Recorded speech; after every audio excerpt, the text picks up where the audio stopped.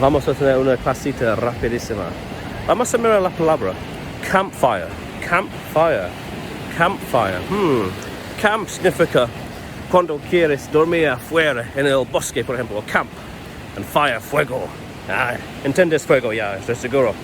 Entonces, campfire. Cuando quieres... espera que no mar de verdad.